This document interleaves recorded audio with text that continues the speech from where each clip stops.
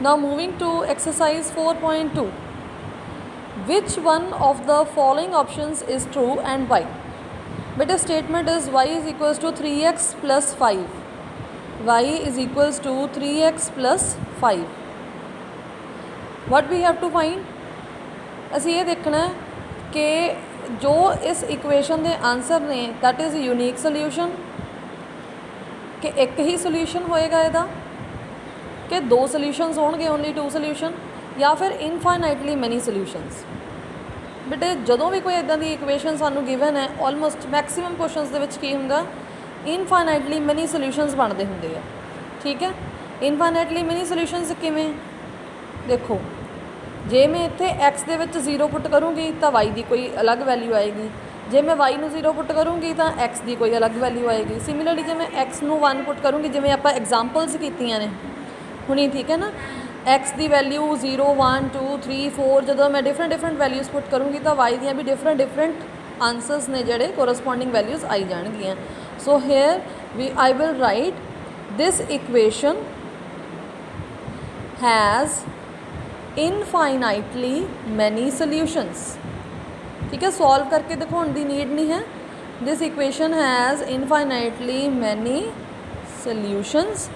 उन्होंने पूछा वाई, उहदा रीज़न असी देवांगे because for different values of x, for different values of x we get different corresponding values of y। ठीक है, we get different corresponding values of y। जिमें जिमें असी x दियाँ डिफरेंट वैल्यूज़ पुट करी जावांगे, उमें उमें y दियाँ डिफरेंट वैल्यूज़ आई जाणगियां। Next moving to question number 2। Write 4 solutions of each of the following equations as we have done in example number 3। बिल्कुल उस तरीके नाल बेटे असीं इत्थे 4 solutions फाइंड करने ने। First part is your homework, second part I am solving for you. ठीक है, पाई देख के घबराना नहीं है। Pi x plus y is equals to 9। कुछ नहीं करना बेटे, method is same. Put x is equals to 0, right, but we will get 0 pi multiplied by 0 plus y is equals to 9. From here we have pi multiplied by 0 0, 0 plus y equals to 9. So we have y is equals to 9. So point is x 0 y 9. Next, put y is equals to 0। ठीक है, हुण y नूं 0 put करके देख लेने हैं। So pi x plus 0 is equals to 9। So we have pi x is equals to 9। From here we have x is equals to 9 by pi. Multiply सी उधर जाके की हो गया divide. So point is 9 by pi. ठीक है, x वाला point पहला बेटे, y वाला बाद। 9 बाय पाई 0, क्योंकि असी कितने सोल्यूशंस फाइंड करने ने 4। Next is put x is equals to 1। हम मैं 1 पुट करके देख लेनी है। ठीक है, put x is equals to 1, so it will become pi multiply by 1 plus y is equals to 9। So anything multiply by 1 same. So we have pi multiply by 1 pi plus y is equals to 9। So from here we have y की value कितनी आ जानी है बेटे, 9 minus पाई। जी चीज़ इधर plus है उधर जाके की हो जानी है minus. So point is x1 y 9 minus pi. Next fourth point, हुण मैं की करूँगी, put y is equals to 1। ठीक है, एक बारी x नूं 0, फिर y नूं 0, फिर एक बारी x नूं 1, फिर y नूं 1, कुछ भी तुसीं पुट कर सकते हो बेटे। It is not the compulsion. Now when I will put y is equals to 1, it will become pi x plus 1 is equals to 9. So pi x is equals to 1 बेटे उधरली side चले गए, 9 minus 1, it will become pi x is equals to 8. From here we have x is equals to 8 by पाई, ठीक है। पाई multiply सी उधर जाके की हो गया डिवाइड। सो पॉइंट की बन गया देयरफॉर एक्स की वैल्यू 8/पाई, वाई की वैल्यू 1। सो 8/पाई 1। Okay, next it's third part, x is equals to 4y। इतने भी बेटे तुसी कुछ भी पुट करो, एक्स नू 0 फिर वाई नू 1, ठीक है। Try it yourself, it is your homework. Next moving to third question, check which of the following are the solutions of equation x minus 2y equals to 4 and which are not. इन्हां दे विचों केड़ा जिहड़े 5 आपां नूं answers दिते हुए ने, 5 दे विचों केड़े केड़े सॉल्यूशंस इहदे हैगे आ इस वाली इक्वेशन दे। How we will check it, कल्ली कल्ली चीज़ नूं बेटे असीं पुट करके देखांगे इहदे विच, ठीक है। हुण असीं अपनी मर्जी दे नाल नहीं, हुण असीं इन्हां इक्वेशनस दी हैल्प नाल आंसर फाइंड करांगे, ठीक है।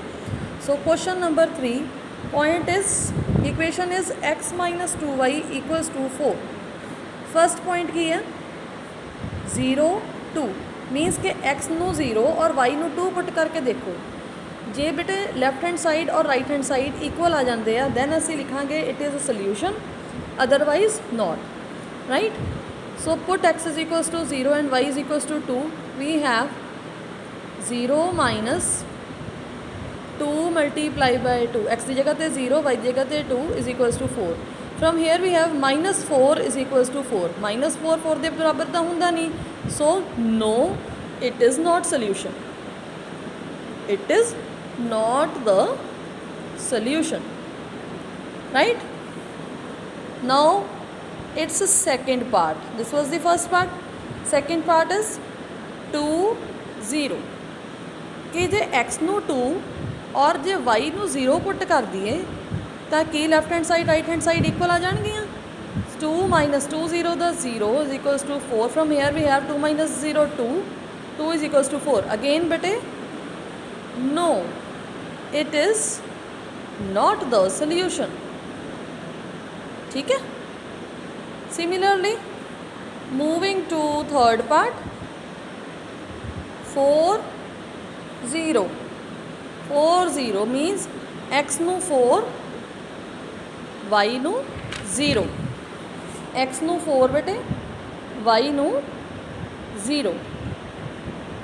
from here we have 2 0 the 0, so we have 4 minus 0 is equals to 4, that is 4 is equals to 4, equal आ गया ना बेटे left hand side right hand side, अस लिखेंगे yes it is the solution, right।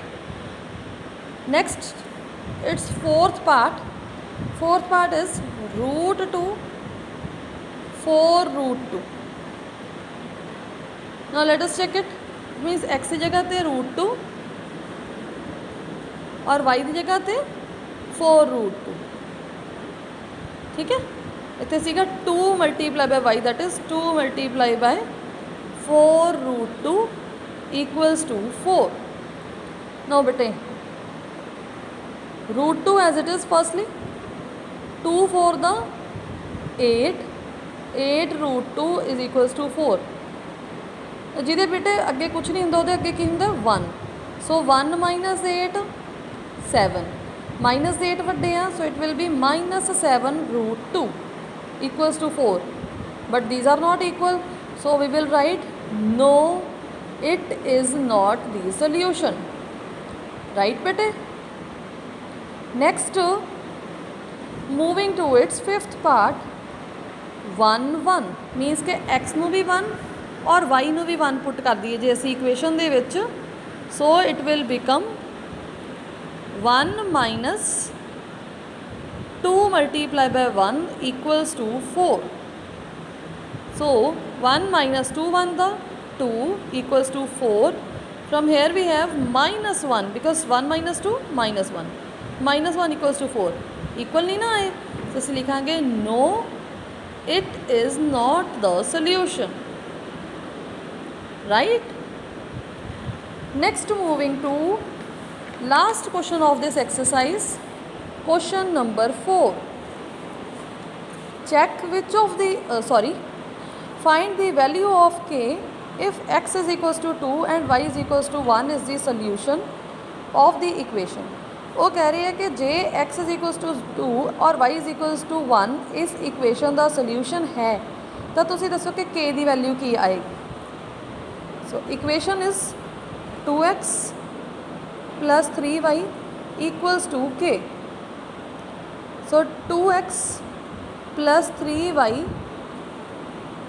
Equals to k। x is equals to 2 and y is equals to 1 put करना है बेटे, ठीक है। At x is equals to 2 and y is equals to 1, so 2 multiply by 2 plus 3 multiply by 1 is equals to k। So 2 2 the 4, 3 1 the 3 equals to k। So we have 4 plus 3 7, so 7 is equals to k is the answer. Okay बच्चे, questions which I have left, it's your homework, try it yourself. That's all for today. Thank you.